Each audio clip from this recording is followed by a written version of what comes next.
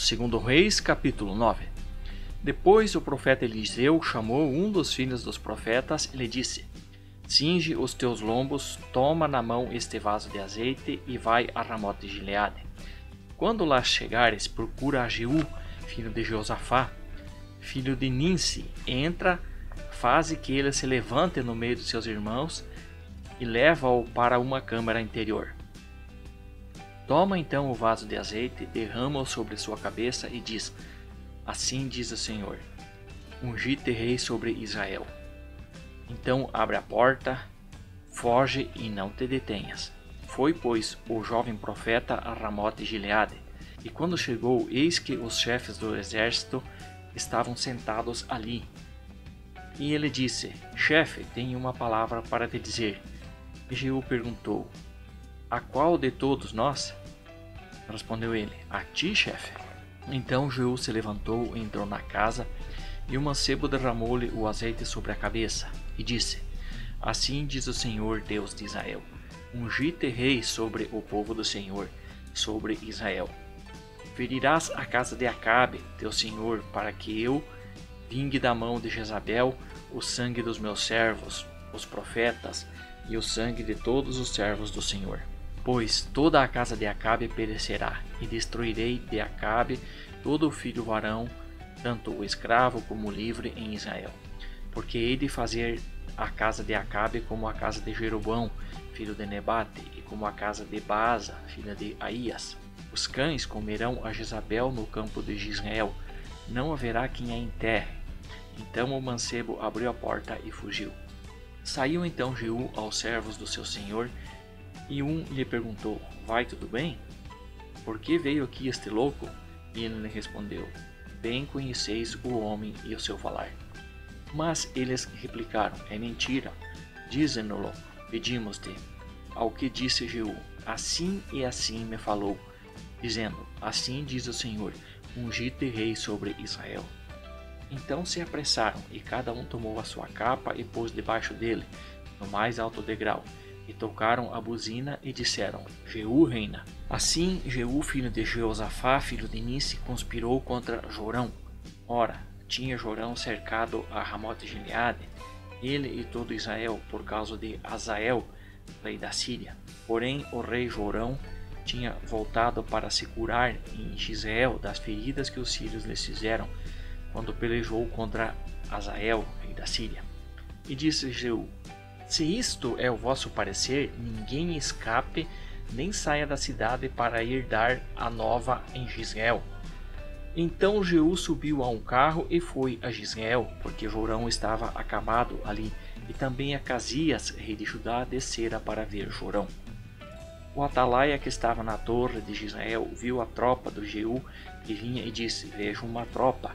Disse Jorão: Toma um cavaleiro e envia-o ao seu encontro a perguntar: A paz? E o cavaleiro foi ao encontro e disse: Assim diz o rei: A paz? Respondeu Jeú: Que tens tu de fazer com a paz? Passa para trás de mim.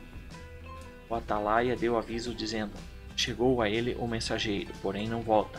Então Jorão enviou outro cavaleiro, e chegando este a eles disse: Assim diz o rei: A paz?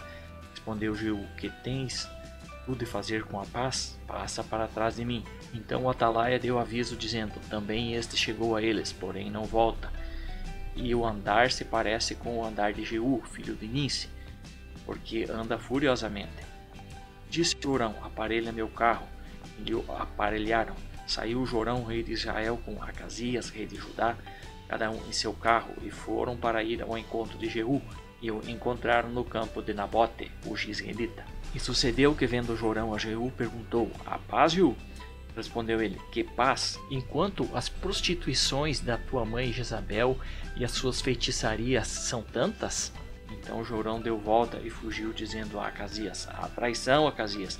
Mas Jeú, entesando o seu arco com toda a força, feriu Jorão entre as espáduas, e a flecha lhe saiu pelo coração, e ele caiu em seu carro. Disse então Jeú a Bidkar, seu ajudante: Levanta-o e lança no campo da herança de Nabote, o Jizreelita, pois lembra-te de indo eu e tu juntos a cavalo após seu pai Acabe, o Senhor pôs sobre ele esta sentença, dizendo: Certamente vi ontem o sangue de Nabote e o sangue de seus filhos, diz o Senhor, e nesse mesmo campo te retribuirei, diz o Senhor. Agora, pois, levanta-o e lança-o neste campo, conforme a palavra do Senhor. Quando Acasias, rei de Judá, viu isto, fugiu pelo caminho da casa do jardim, e Jeú o perseguiu, dizendo: A este também matai-o. Então o feriram no carro, à subida de Gur, que está junto a Ibleão, mas ele fugiu para Megido e ali morreu.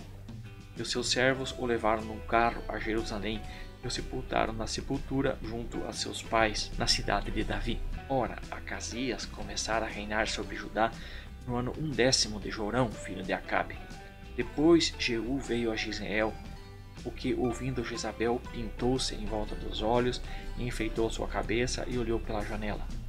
Quando Jeú entrava pela porta, disse ela: Teve paz Zinri, que matou seu senhor? Ao que ele levantou o rosto para a janela e disse: Quem é comigo? Quem? 2 ou 3 eunucos olharam para ele. Então disse ele: Lançai-a daí abaixo. E lançaram-na abaixo, e foram salpicadas com o sangue dela a parede e os cavalos, e ele a atropelou. E tendo ele entrado, comeu e bebeu. Depois disse: Olhai por aquela maldita e sepultai-a, porque é filha de um rei. Foram, pois, para a sepultar, porém não acharam dela senão a caveira, os pés e as palmas das mãos. Então voltaram e lhe disseram, pelo que ele disse: Esta é a palavra do Senhor, que ele falou por intermédio de Elias, o tisbita, seu servo, dizendo: No campo de Israel os cães comerão a carne de Jezabel. O seu cadáver será como esterco sobre o campo, na herdade de Israel, de modo que não se poderá dizer: Esta é Jezabel.